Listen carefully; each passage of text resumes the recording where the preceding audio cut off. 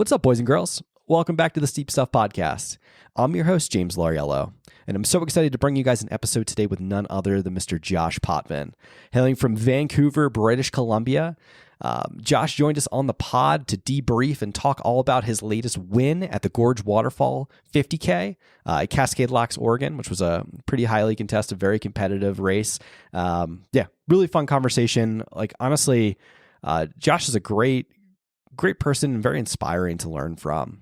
Josh talked about balancing life as a full-time professional in his big boy job, in addition to kind of balancing that life between training at a very high level. We talked about diet and just dietitian and working with a dietitian and how to zero in and kind of hone in your nutrition on race day.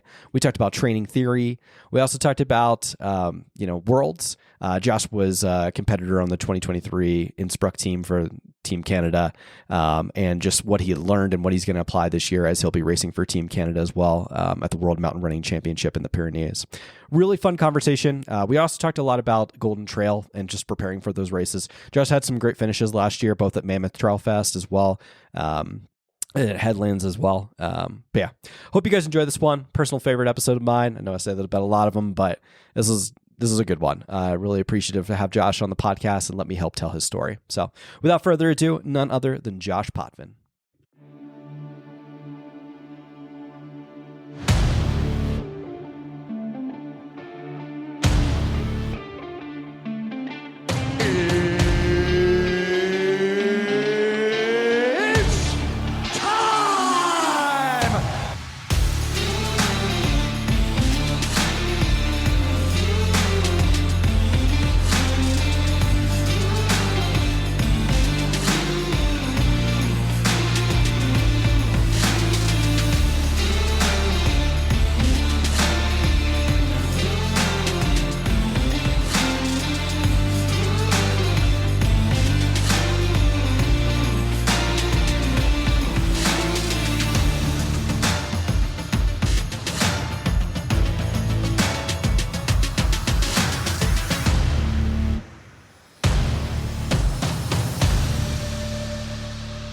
Ladies and gentlemen, we are live. Listen up, guys. The Steep Stuff Podcast is brought to you by Ultimate Direction USA.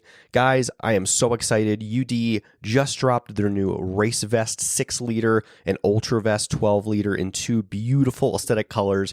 You guys got to check these new vests out. They're dynamic in ways like that you just have never seen from an Ultimate Direction vest.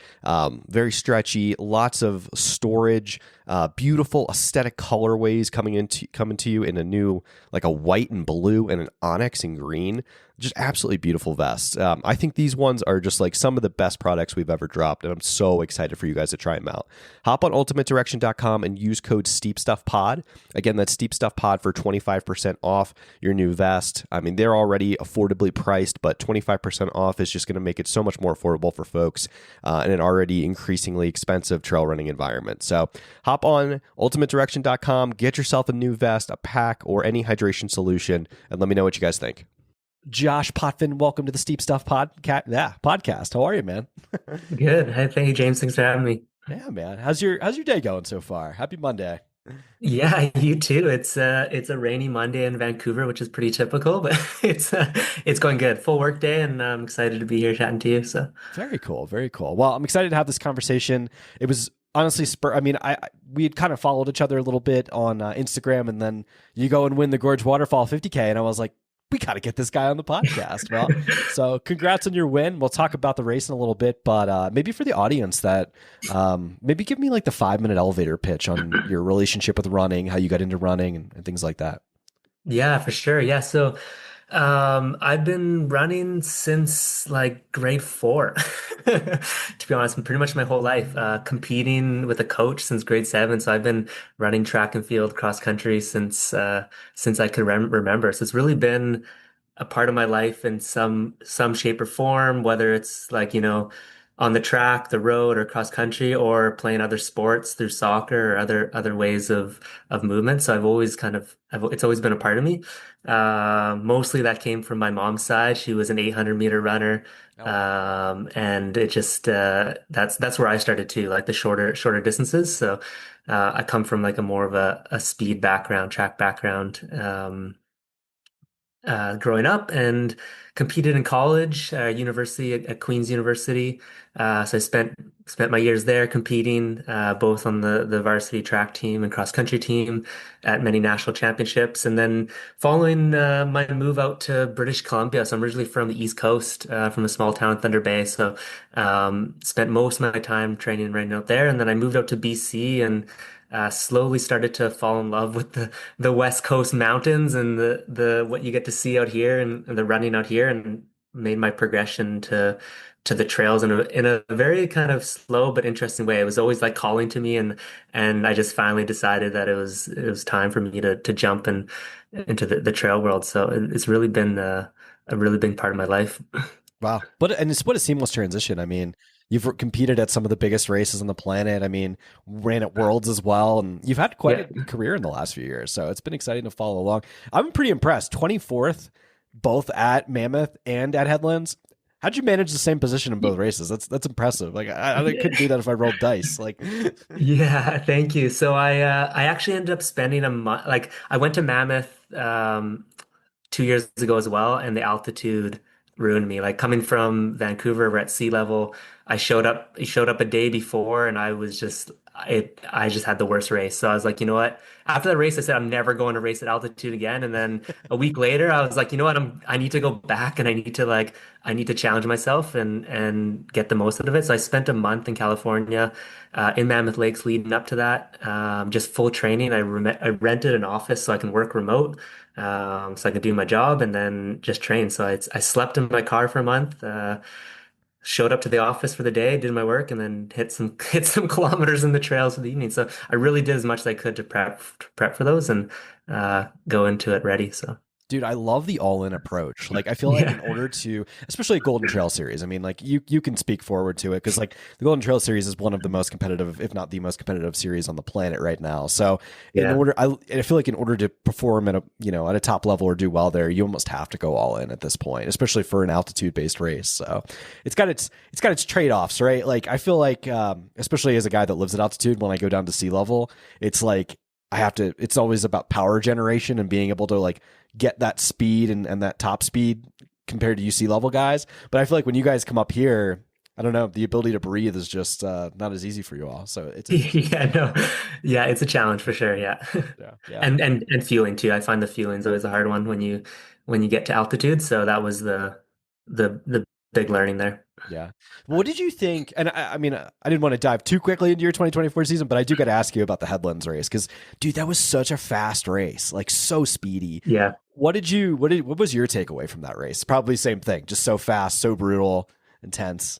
Oh, right from the gun, it felt like a cross country race. It started, it kind of felt normal because, we started on this grass field. You run through a chute just like you would in cross country, and then you transition to like a steep and then into a trail. So it was actually quite familiar, but from the gun, it just felt like we were nonstop, which made for a quick day. And that day, I found like I just had the legs to keep climbing, even in those late climbs in the race where others were struggling a bit. So I was able to, keep strong, which I was happy about. And that was probably mainly due to my I did a 50K training like weeks up to that. So I was doing much more 50K training versus like this speed. So I struggled a bit with the speed, but I managed to pull through. They did a great job, man. All right, let's roll into Gorge because I feel like that's the Yeah. topic of the day, dude. You beat Liam. You beat some studs. Like I was really impressed by their performance, and that's not an easy course to perform well on. Like it's semi-techy. It's fast in some sections and slower in others. My wife ran the race a couple years ago, so I got to play on the course a bit, and I was like, "Ooh, I got to come back and race this one day." Maybe talk about how the race went for yourself and like how it played out, especially strategy wise, like what kind of strategy you enacted for that race, and yeah, and I'll ask questions from there. Yeah, it's interesting. So leading up to Gorge, I actually focused more on like half marathon training. So I did a half about a month before, which was a personal best for me on the roads too. So I kind of really actually spent a lot of time on the roads. My Wednesdays were full track sessions or road sessions, and then I did two big long days on the weekends. So a lot of speed leading into this one, just knowing that that's my strength, and there was probably a lot more runnable sections in that race that I'd be able to take advantage of that. So definitely a lot more speed than I would in some other, trail or mountain races. So similar to like going into Chuckin, I did something similar the year before, which I found really, really helped. Um, so that was kind of like the main focus. I feel like nutrition too was a big one, just like really trying to dial in my nutrition leading up to this. So about a year ago, I kind of really flipped around my nutrition and how I can improve that. And working with an awesome nutritionist out here, Carol Ann. So that was kind of a big game changer for me and really pushing the nutrition game to push my limits a bit.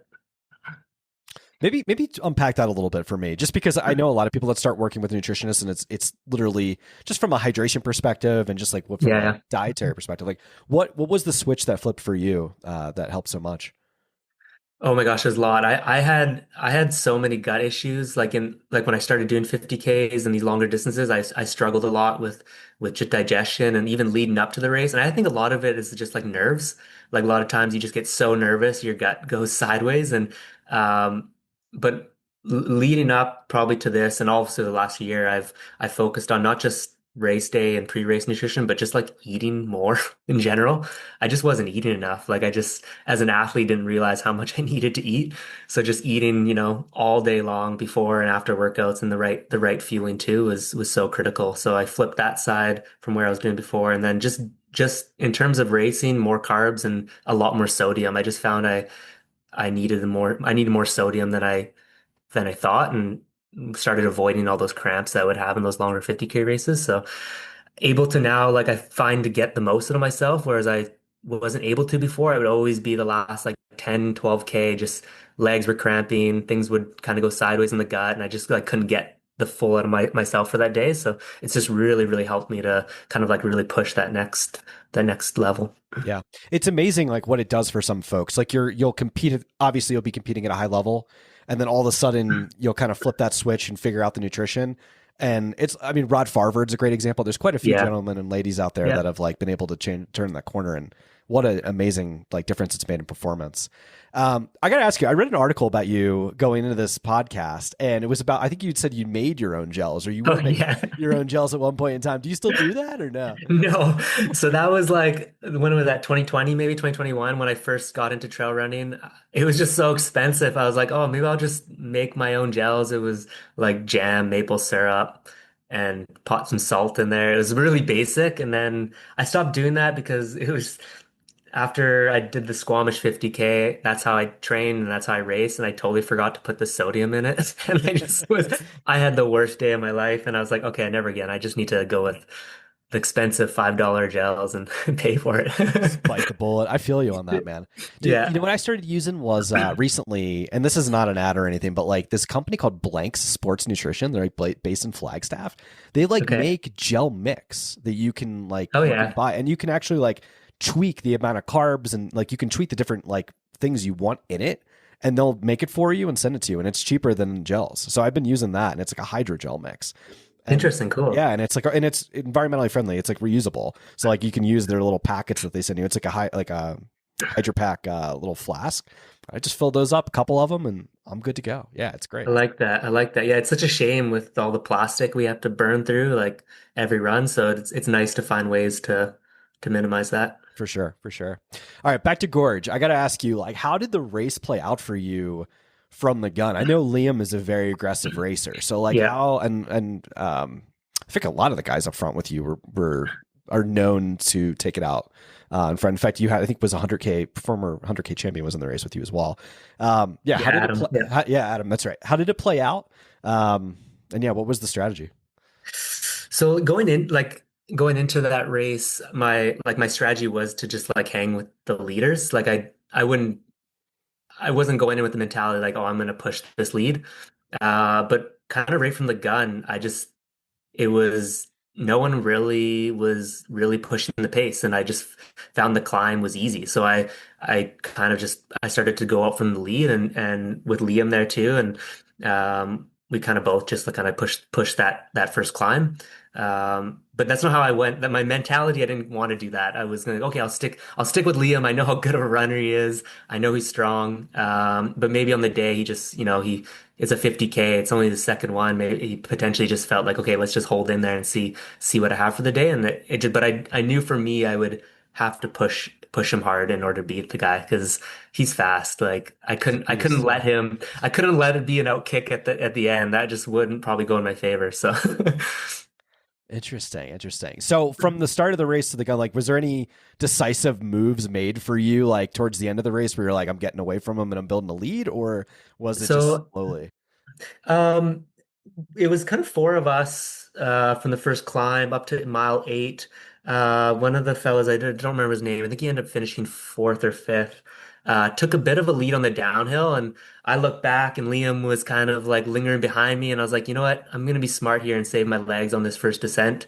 He did the same, and then leading up to that first aid station, that's kind of where I started to put a move, and I think they all stopped for fuel. I kind of planned it so I didn't have to.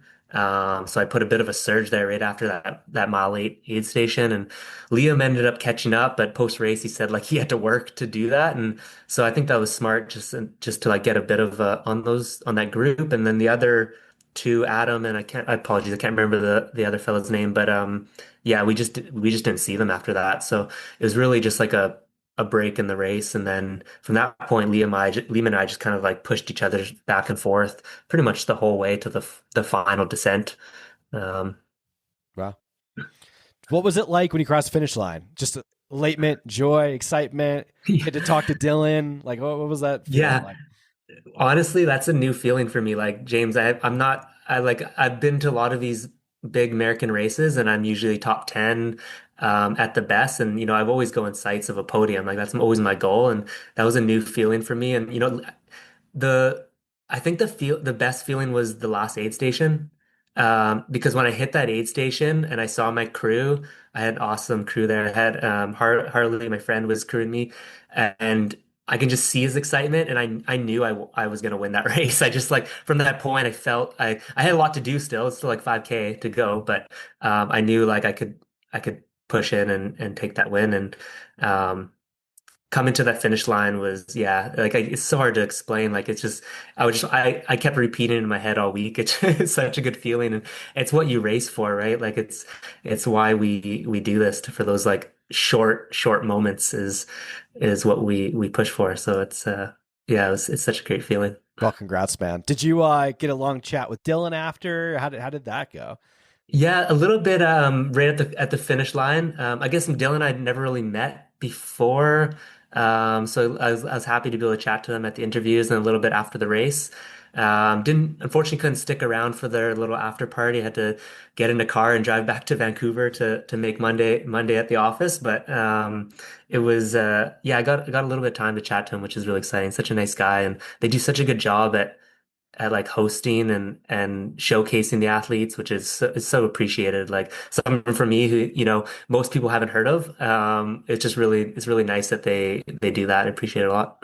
I think that's my favorite thing, man, is like the like you said, the showcase. It's the ability to give you guys your shine and kind of get athletes the spotlight on the athletes after their performances. Yeah, Free Trail does an amazing job with that. So I think totally. it's cool to get folks get everybody their shine and give everybody their flowers. So very good. I gotta ask you, man. So you've got a big boy job and you compete at a very high Yeah. level. I've always found that to be very challenging, trying to make time and balance for both. How does it work for you? Like how do you manage everything?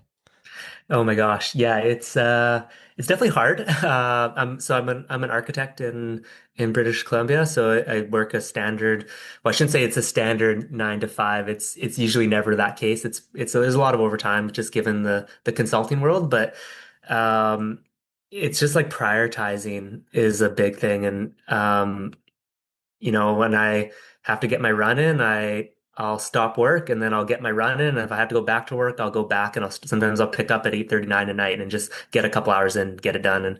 But lately I've been prioritizing making sure I always get sleep, always get eating right, and then just making sure I get the run in and then fitting the work in around that. And work has been like so accommodating to allow me to do that, which is great. And obviously I have a wonderful partner, Susie, who supports me and like I'll come home and dinner will be ready and that like these things can't happen with everyone around you.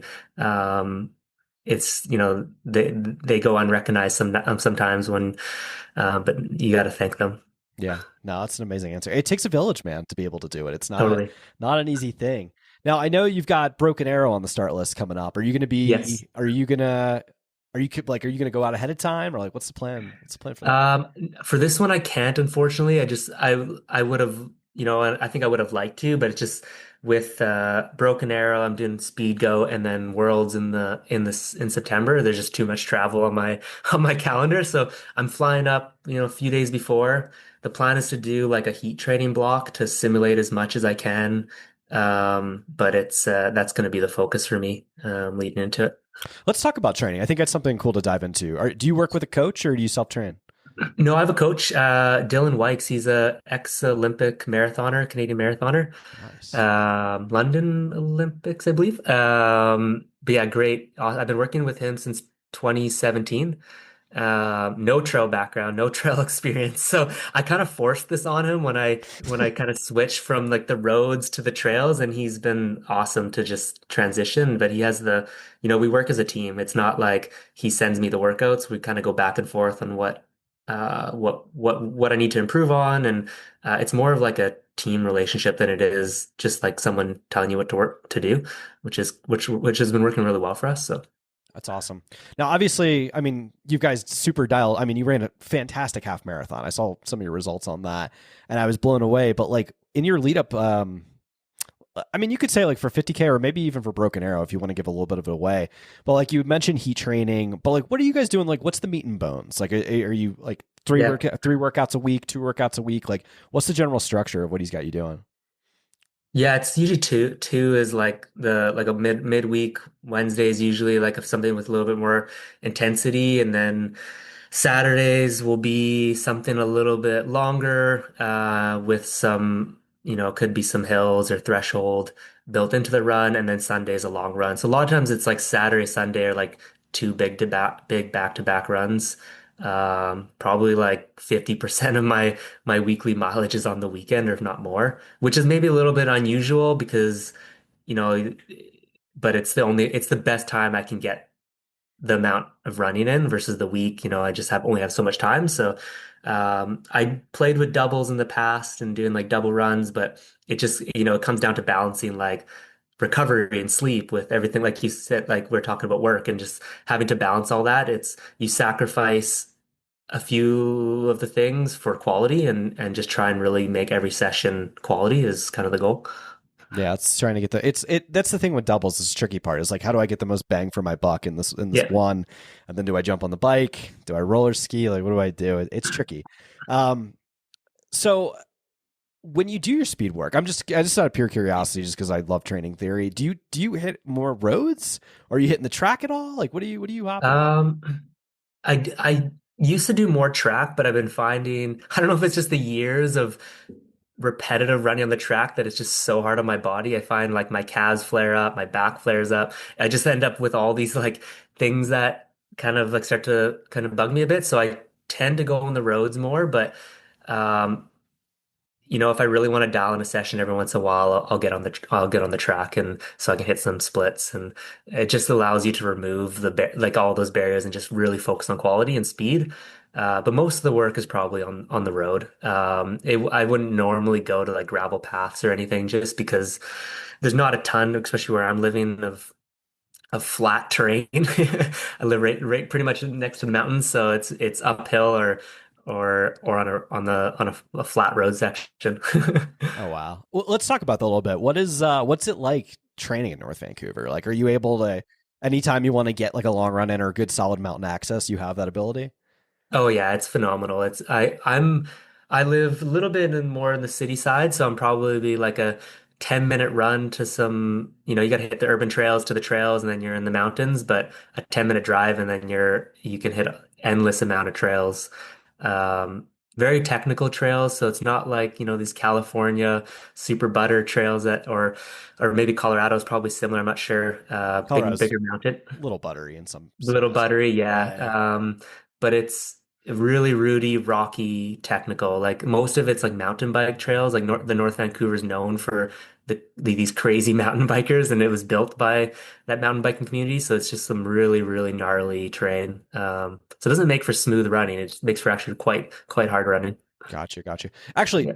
that actually begs a question. So, like Broken Arrow, for instance, like as you start getting more, I guess, specific for Broken Arrow, some of Broken Arrow is technical. I don't find Broken Arrow to be particularly technical. I feel like Yeah. there's a lot of road sections and stuff like that. Will you start to layer in more of that? I guess you could say just like super rooty, techie stuff beforehand, or are you just gonna just try and build as much fitness as possible going in? I'll definitely add more vertical and more hills. Still keep. Actually, me and my coach were talking about this last week. Just like, what is the strategy here? How much running and track work or road work do I keep in midweek? Because it is important. You got to be fast, Oh and yeah, especially for those types of races, you need to be fast. So it's a balance of the both, but you can't go to a race like that without getting the vertical and descent and the descending in your legs just to have that to be able to do it because it's two climbs, right? From what yeah, I yeah. I, It's I need to do two some loops. research on that course, but I understand it's two climbs, so it's gonna hurt the second one for sure. So you need to be able to handle that. It's brutal, dude. Two loops, and I think you're smart. 100%. You're definitely smart for doing the heat training block because I feel it's like at Yeah, least the last few years people have gotten cooked, man, from the heat. The heat's nasty there. So yeah. yeah, it's definitely good. Are you a big sauna guy, like for recovery? Are you cold plunge sauna guy, or like what do you do for? Um, Not that I'm not. It's just access. We have some community centers that here around in there that have a sauna, but I've been doing just a hot bath. Just go neck deep in the hot bath. It's pretty uncomfortable, but That's that's been amazing. my strategy.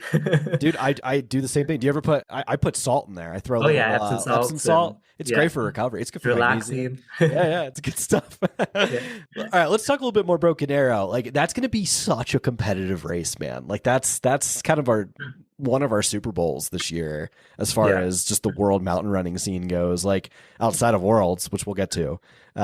What's your excitement level for that race? Are you ready for? I mean, because it's like it's pretty much a Golden Trail race without without actually being one. So Totally. Yeah, no, I'm pretty like this leading up to this year, I was thinking, okay, what is a challenging race I can think of? And I was like, Broken Arrow, it's at altitude, it's hard. Um, that was like the first thing. And I was like, okay, it's American qualifier for Worlds. So it's gonna have a field that is gonna be, deep. And I was like, okay, this has got to be the race that I wanted to go to. And yeah, kind of putting myself into the deep end there.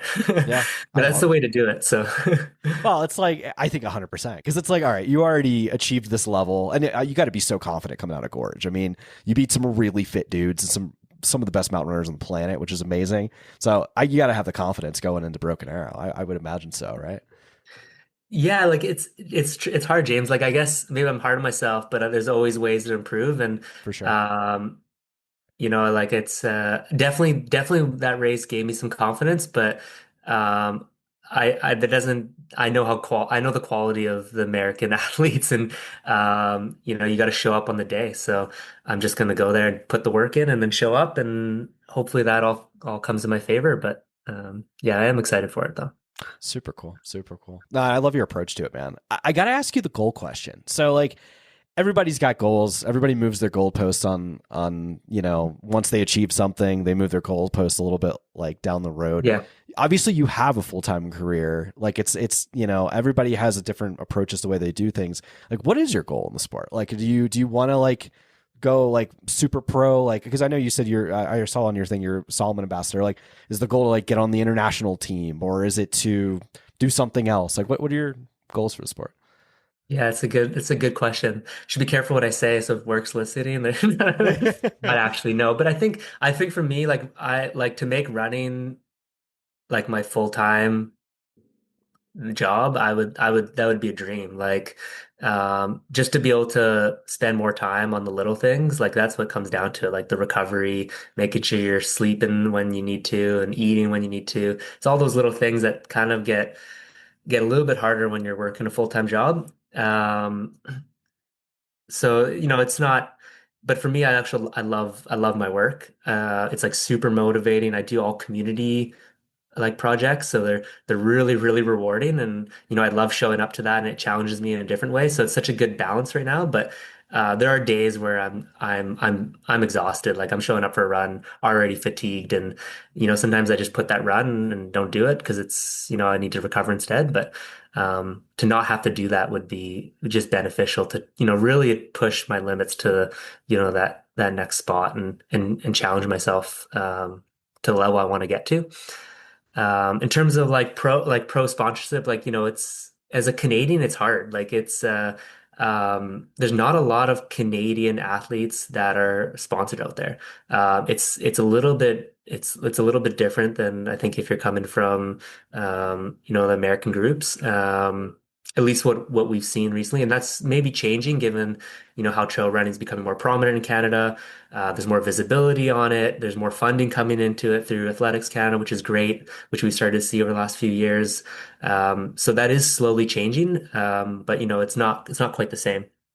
But yeah, right now I'm an ambassador with Solomon. I've been working with them for 2 years. This is my second year, and it's been like a great fit. It's like a really community group. Like I'll support at all the local Coast Mountain Trail Series races that are put on by Gary Robbins here. So awesome community events. I'll go to those. Support with shoe demos at local runs, and it's just like a good way to like meet a lot of people in Vancouver, which I've really appreciated. And I think if I ever did go or made it to that pro level, I wouldn't want to lose that component because I think that's what brings the joy to what we do is like just meeting all these like amazing people who are also doing the same thing I'm doing, maybe at a different pace, but we're all doing the same sport. So Super cool, man. That was a beautiful answer. I appreciate that. Have you popped up over to? I think it's in Vancouver. They have. Well, I know. Obviously, Adam Campbell lives in BC, so does Alex yeah, Ricard. Have you yeah. popped on over? I guess Arc'teryx has like a big presence in Vancouver as well. They've got like a. I think it's like one of their design centers or something like that. Yeah, they're in North Vancouver. Yeah. Yeah. Super Yeah. cool. I haven't ran. I actually met Adam Campbell this year, or sorry, last year for the first time, really face to face after a race. Um, it's amazing how fit he is. He's amazing. He's such a nice guy, and yeah, I got the pleasure to meet with him. But he does all those crazy mountain loops and runs with the Squamish group out there, and that's just a bit beyond me. I did one big mountain adventure with a group from Squamish, and I thought I was never going to come back alive. We were rock climbing, we weren't running anymore, and I loved it, but I'd want to go more prepared in that kind of terrain, right? Making sure I know what I'm doing and so I'm doing it safely. But Alex Ricard and I are good friends. Like we've been talking about getting some training runs together before Broken Arrow, so we're gonna fly. We're gonna both share a place up there, yeah, and travel up there together. So that's our plan. Super cool, man. Yeah, Alex is, I mean, probably one of the best uphill runners on the planet Oh right my now. gosh, phenomenal. And you know what? So slept on. Like very few people. Like I guess he just keeps a low profile, but like people don't understand. Like he's one of the last people. Not too many people beat Joe Gray, and he's like one of I the last people to beat Joe Gray. I was like, damn, this guy's legit.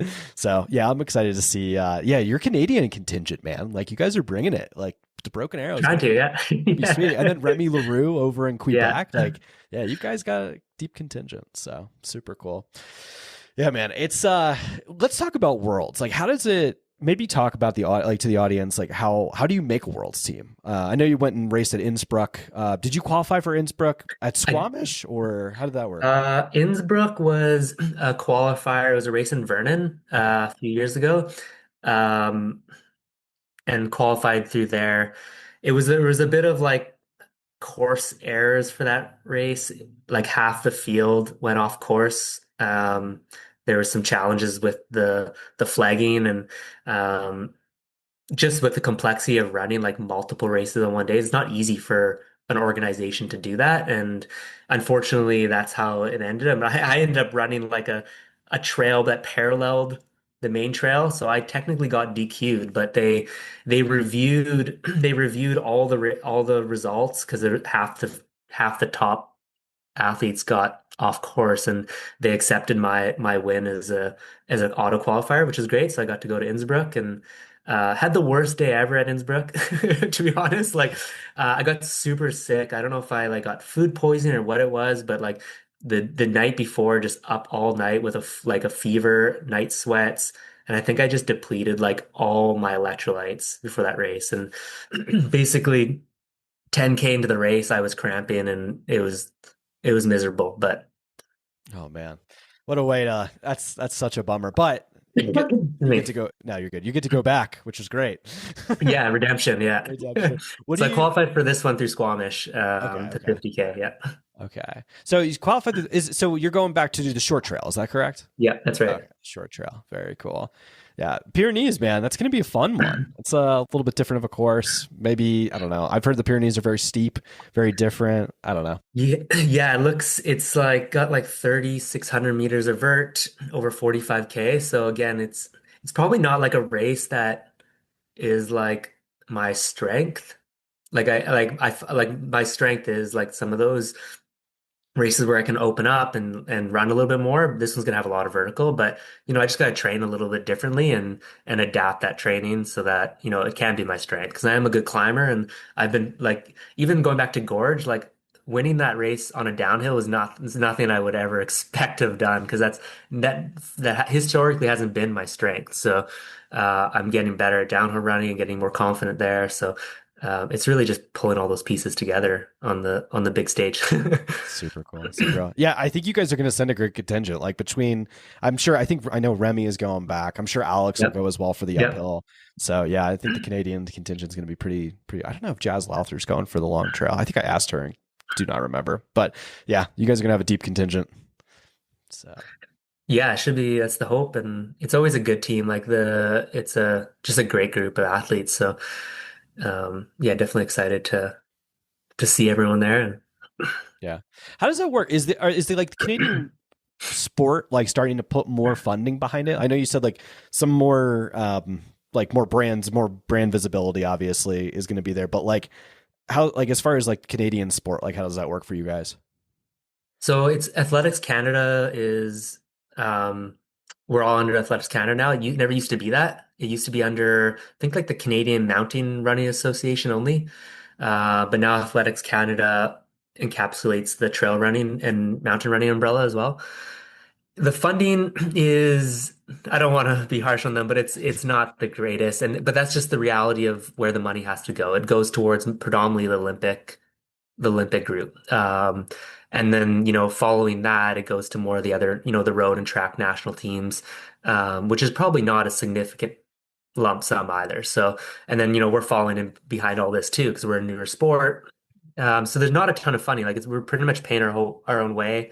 There's some subsidized, I think, through um, um, the organization that puts on Worlds. They subsidize a bit, and that helps us a little bit. But really, we pay for our own flights. I think this year we might get accommodations, hopefully, but it's not for certain. So if we do, that's always a benefit, and um, we get our kits, which is good.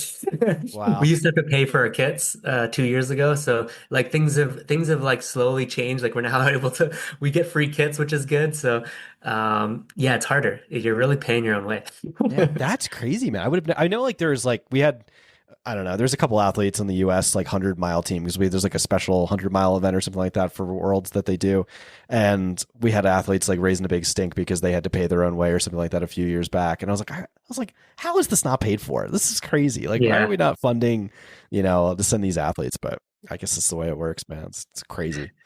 It is a little bit crazy, but you know what? It's so worth the experience that even if it's going to cost a few $1,000s, you just I guess I'm fortunate. I do work, so I'm able to afford that. But that's not the case for everyone, right? Like some people, they're trying to make this their job, and income, paying for a trip like that is not easy, right? So especially when the prize money is and is not quite the same as say maybe like a UTMB race or a Golden Trail Series or some other big event. Yeah, it's crazy. Yeah, it's I don't know. We'll see. We'll see as the sport gets more professionalized. Like that's another thing is like I've had a couple conversations on the podcast where we'll talk. Can't go too deep into contract talk, but like Mm. brands just don't incentivize worlds like the way like they No. do UTMB races and stuff like that, which is weird. But maybe that'll change in the next few years. Who knows? Dude, I want to talk speed goat. I know you mentioned Yeah. mentioned that you're going to speed go. Have you ever been to any, like, that's was some results I actually didn't check when I was doing research for this. Have you ever been over to Utah to race over there? No, I haven't. Yeah, I'm excited. It was kind of a last like it was originally signed up for Broken Arrow and I didn't have Spigo on the calendar and I really want to like hit a UTMB qualifier. I qualified for CCC or sorry, OCC this year. I just like couldn't make it work with all the other races. So I was like, okay, I got to get another UTMB qualifier and I was like, this one looks hard and fun, so let's try it out. That's a brutal race, man. Like I so know that's what everyone's telling me that. so hot. I've done a couple of the Cirque Series races like in that area, like Snowbird and then Alta's like both right there. And like, dude, by the time like hour 4 rolls around for you in that race, like it's like because that's the thing, it's like just not a fast race because it's so Yeah. much climbing and so brutal and so hot. It's like, yeah, it's you're in for a treat. It's gonna be Yeah. Yeah.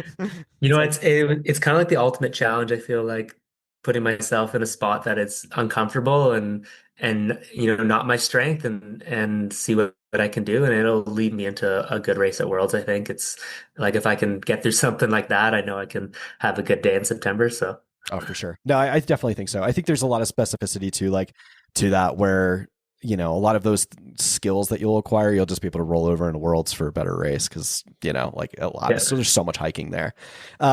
Dude, I gotta ask you. So one of the things you kind of mentioned as well was start line like nerves and stuff like that. Do you get? I see. Mm. I get very nervous before races. I don't know. I've tried to control it. I don't think. I think if you want it badly, you're always going to be nervous. Are you a nervous person before a race? I would say I've improved. I do like a ton of like visualization or breathing exercises just to like super like really calm myself down. But like I was on that bus and my heart rate was like 110. I was like, oh my Oh wow. gosh, what's going on here? So I'm clearly nervous because my heart rate is high. But then I'll just like, calm down, breathe, do some breathing exercises pre-race and usually that releases. But if I'm sitting on a bus, going to a race, it's always the worst. It's It is. It's weird. So it's actually the reason I ask you is because it's something I'm trying to work through now before my season. It's like, you do all this hard work, you get super fit, you get ready for the race, but it's like working on that mental component is like yeah. just as much of a component as preparing to, just as getting fit, in my opinion, because it's, you want to face those demons and kind of get, ready for that. It's kind of something I'm going through right now. It's like, all right, how do I visualize this? How do I get through this? And it's weird. It's a weird position. Yeah, totally. I don't do as much anymore, but I used to do a lot more visualization where I'd think about myself getting to the start line, how I was gonna feel, just like going through the motions and like actually like lying down in a quiet space and thinking about it. Sounds weird, but it's really just like repeating that in your head of like what you're gonna do on race day and just to find a way to calm yourself down and I found the breathing is just like for me it just works. It's just it's just a good way to just calm and then show up and you've done all the work and remind yourself you've done the work. That's right. That's right. I got to play around with some of that. So the breathing exercise might be. I'm going to take that off you. I'm going to give that one a Yeah. shot. What's your relationship like with competition? Are you a super competitive person, or are you more just like run my own race kind of guy? Like, what's your take on that? Um, I would say I'm probably very pretty competitive. Yeah, I'm very competitive. I'm probably harder on myself and like I'm always going into race to like for my own. Sorry, that's my dog. If you No, you're hear, good. she's.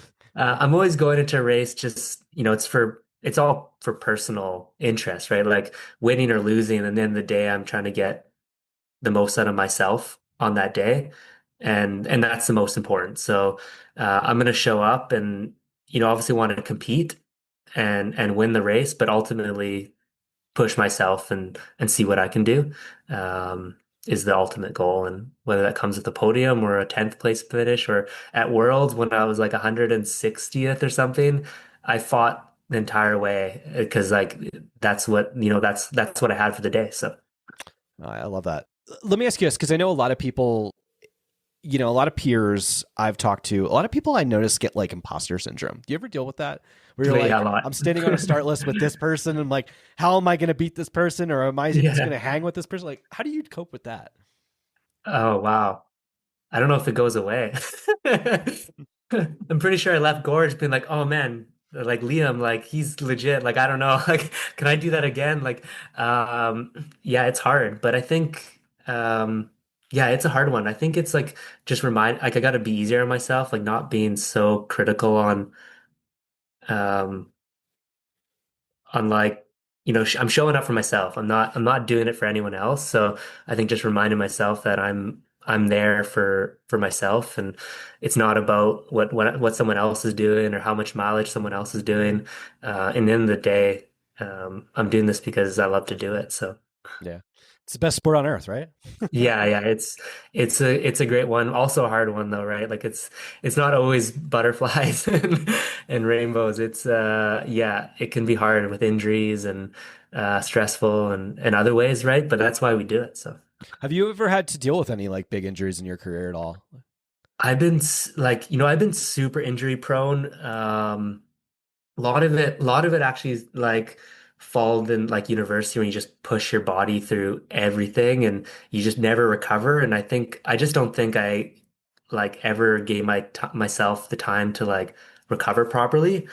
And then kind of later in my, 30s is when I've started to like just become smart about training, and injuries have reduced and reduced over the years. So leading up to Gorge was like one of my best blocks, like very few injuries, a few things here and there, but nothing where it would like stop me from running. And I think that's what allowed me to like that consistency is so important. So just going back to, it's if you're feeling something coming on, it's so important to just pull back and not push through that workout, because being consistent in the day is what's gonna matter, and just stacking those bricks over the years.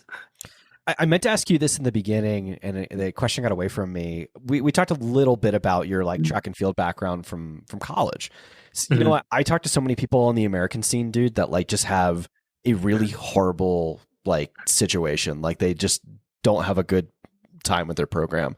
How was your experience? Like, did you have a positive one, or was it difficult? Like, how was it for you? Yeah, it definitely it was difficult actually, because we went through like I went through like three different coaches when I was at my 4 years at university, which is not easy. And a lot of that was due to changes in athletics. At least the university I was at, the track and field team no longer became like got basically demoted from a varsity team to like a club team. Which is bizarre because every other university track and field is a varsity, fully um, supported team for students. So, but it just for some reason the athletics was shifting at the university we're at, and it changed everything in terms of how it was structured with coaching, which made it some challenges. But ultimately, like I made my best friends were from running from school. So like I don't remember the races or all the drama with the athletics. Like I remember those parties that we had after those races, and just like the time we had together. Like that's like really was the best part of all of it.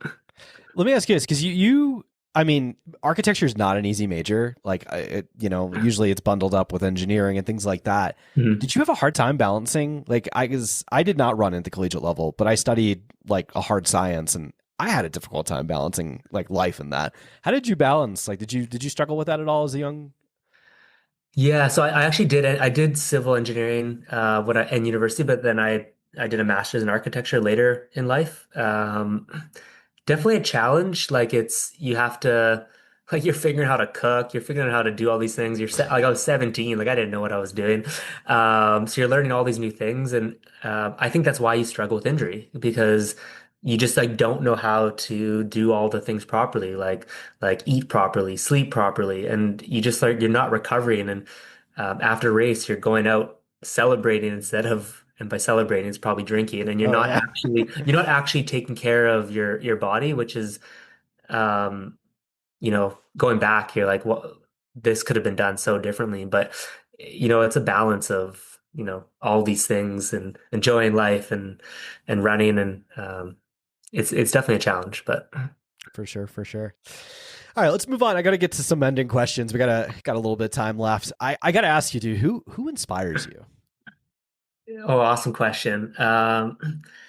in terms of running, in terms of yeah, Could be good question. running, could be life, could be whatever. It doesn't matter. Yeah.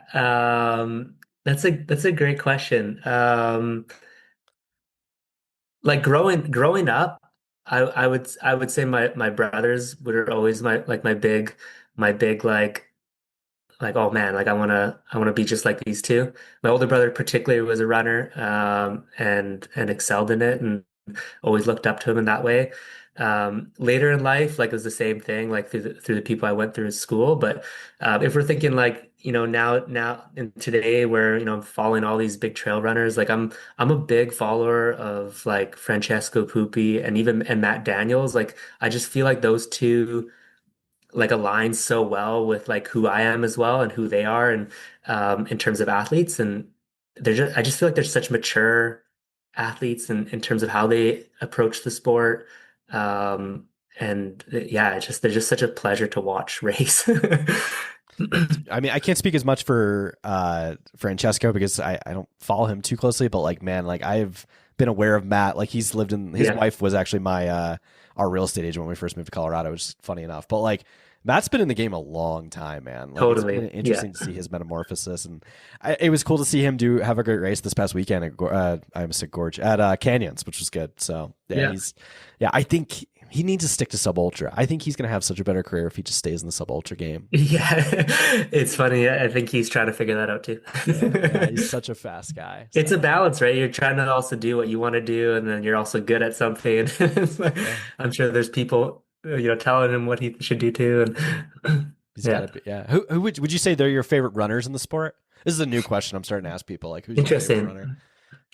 interesting. Um, who's my favorite runner? Wow.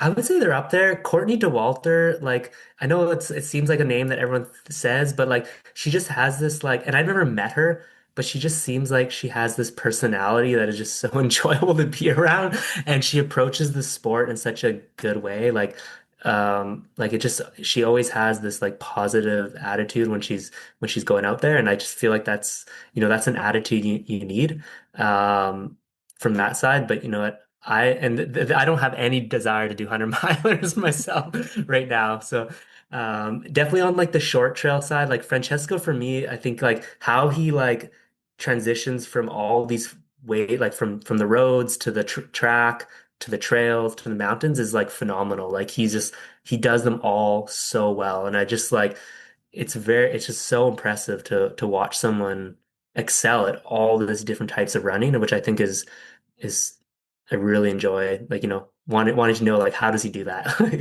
It's phenomenal. Dude, he's a mon. I feel like he answered a lot of questions this weekend too with Canyons going to win that race. Like, Yeah, like, did he accept? I didn't even look. Did he accept the golden he, ticket? he didn't. He No, didn't. I didn't no, think he did. no, Yeah. Wow. I mean, even he can go back and win any of those races at any time. Like, it's just amazing to like the level that he is at. It's crazy. totally. Yeah. Interesting. That was a good question. All right, so I got to start asking that one more. Courtney Walter comes up a lot, man. Like, it's something about the character traits that she in it like has that like people just like love. And I got to say, I feel Yeah. the same way. She's an amazing human and super inspiring. But I got to ask you about music. Do you listen to music at all?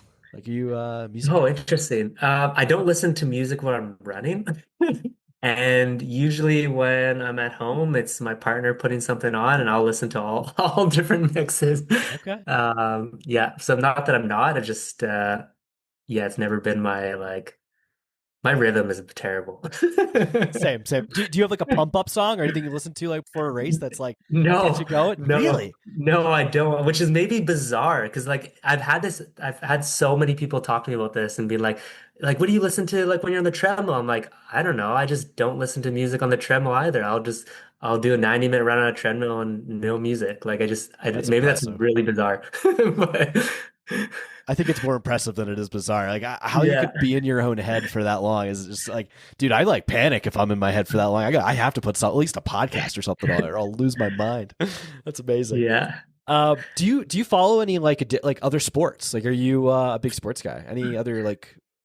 Um, not really, no. And not just because not interested. I'm just like the time, like my time that I have, coming back to like balancing all the things I want to do. It's like, I'll run, I work, and then I'll add some social life in there, and not a ton of time in there to really invest to follow another another sport personally. But I used to like watch a lot of like soccer growing up played a ton of soccer pretty much to end of high school before I got into running, but that's kind of fallen off.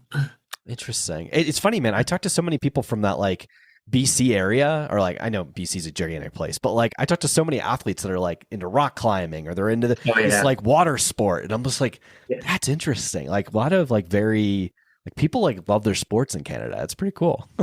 Yeah, and especially out here, like either you're rock climbing or mountain biking. I picked up a mountain biking, but that sport is gnarly. Like Oh yeah. yeah, you feel like you might fall, and that's the end. So, but it helps with downhill running, so that's kind of why I did it, just to learn to flow on the trail and be a little bit more aggressive. And I found the mountain biking is a good way to do it. Ooh, that's a good one. I might have to snag that from you. I've been gravel biking a bunch, but not. I'm just afraid. Like after hearing Garrett Corcoran's story of like ripping his leg before series and all, Oh, I'm like, yeah, it's a roll of the dice. yeah, that's exactly it. The risk is too high. Is there a race that you haven't done yet that's like a bucket list race for you? I definitely want to go to like OCC and race out there. At one of the UTMB races for sure. As kind of like a bucket of one of the next one. It's kind of like a typical one for most, but the atmosphere, it's really just like that's one of the bigger stages. And yeah, being able to go out there would be one for sure. Um, Super cool. Well, you've raced Marathon du Mont Blanc, so you've been on a good chunk of that course. It's pretty sweet. I did, yeah, yeah, yeah. Is Yeah, that the 20 I did the 23K. The is that a 23K. technical course at all, or is it not very There technical? was like a one section that and I can't remember the names of all the routes, but there was one section what I say would be a little bit more technical, one of the descents, but otherwise not really. It's pretty fast. Is it super cool? Um, Interesting. Well, dude, I think we're almost at time. I want to thank you so much for coming on the podcast, Josh. It was great getting to talk to you. I hope to get to meet you at a start line one of these days. I don't know if it'll be. Hopefully, it'll be a Broken Arrow. We'll see. I'm kind of trying to put plans together yet to figure out what I'm doing. But dude, it was great having a conversation with you. Thank you so much, and wishing you the best in your 2025 season. Thank you. Yeah, I appreciate you having me on here, and looking forward to staying in touch, James. Thanks, man. Appreciate it. What'd you guys think? Oh man, what a fun episode. Want to thank Josh so much for coming on the podcast and just wishing him the absolute best of luck in the rest of his 2025 season. He's got some big goals and I can't wait to see him accomplish them. So big stuff on the horizon for Josh. Definitely a rising star in our sport. And yeah, just really appreciative that he was open to letting me let him be I don't know, letting me help tell his story. That's the best way I can describe it. There you go. Guys, before you get going, hop on Instagram. You can find Josh. The best way to support him is to give him some follows. You can find him on Instagram at JJPOTVIN. That's JJ Potvin. That's POTVIN on Instagram. Give him a follow. And I'm sure he'd love to hear from you guys. I'm sure he'd love to hear some words of encouragement about the episode. If you guys enjoyed it, let him know. And yeah. And if you guys happen to be in the Vancouver area, probably a good mind to link up with as far as knowing the trails over there. So big stuff on the horizon for Josh. Guys, before you get going, if you enjoyed this episode, please give us a 5-star rating and review on Apple, Spotify, or wherever you consume your podcasts. And yeah, that would just mean the world to us. And very last but not least, this episode was brought to you by Ultimate Direction USA. If you guys are interested in a new pack, check out the new Race and Ultra. The Race is a 6-liter vest. The Ultra is a 12-liter. These are coming out in 2 new beautiful colorways in this onyx and green, as well as this beautiful white and blue color. Yeah, check them out. Like I said, they're very dynamic. Not a lot of static pieces on them. They're very affordably priced. But if you're looking for that discount, check out ultimatedirection.com and use code SteepStuffPod. That's SteepStuffPod, one word, for 25% off your cart. And yeah, it's good stuff. Got some more cool episodes coming out on the horizon. Excited to bring you an episode on Friday with Lindsay Allison, and next week I've got one dropping with Ryan Becker, which is a tell-all episode. It's a dope one. So excited for some cool new episodes on the horizon. We're cooking up some stuff right now for Broken Arrow and the Sunapee Scramble. So we're going to be, those weeks are going to be incredibly exciting for the Steep Stuff podcast. We've got some really cool media coming your way for those. So keep tuning in. Really appreciate your guys' support, and have a great rest of your week. Thanks so much.